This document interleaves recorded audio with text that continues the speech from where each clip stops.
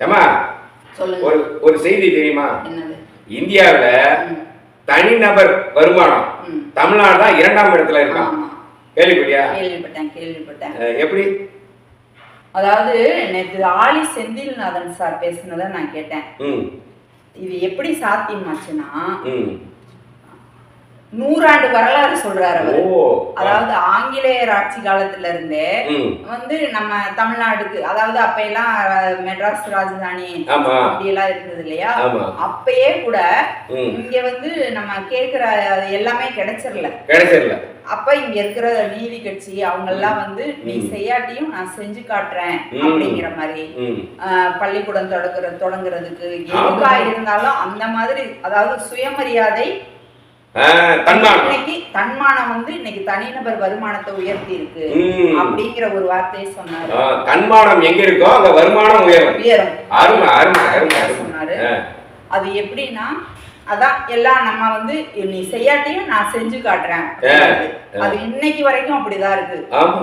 கல்விக்கு நிதி கொடுக்கலைன்னா கூட என் பிள்ளைங்கள நான் படிக்க வைப்பேன் அப்படிங்கறத. இன்னைக்கு நம்ம சோறு போடுறத, அதாவது இலவசங்கள் கொடுக்குறாங்க, ரேஷன்ல இலவசம் கொடுக்குறாங்க, அப்படி எல்லாம் சொல்றோம் இல்லையா.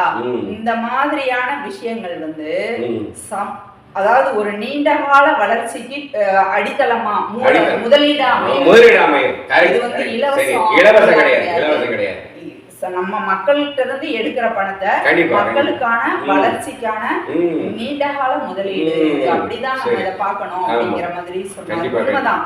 ஏன்னாக்கும் மக்கள் தொகை அதிகமா இருக்கு, நிறைய பேர் வேலை செய்யறாங்க, அதனால வந்து வருது, இவ்வளவு காசு வருதுன்னா உத்தரப்பிரதேசம், பீகார் அந்த மாதிரி இடத்துலதான் அது அதிகமா இருக்கு. இங்க கல்விக்கு முக்கியத்துவம் கொடுத்து எஃபிசியன்டான வேலை, அவர் சொன்ன வார்த்தை எஃபிசியன்டான வேலை, அந்த இதுல வந்து இருக்கும்போது நமக்கு வருமானம் அதிகமாகுது. வெளியில மாநிலத்துல மாதிரி நம்மள்ட்ட இயற்கை வளங்கள் ரொம்ப அதிகமா இல்ல, மனித வளம் மட்டுமே இருக்கு.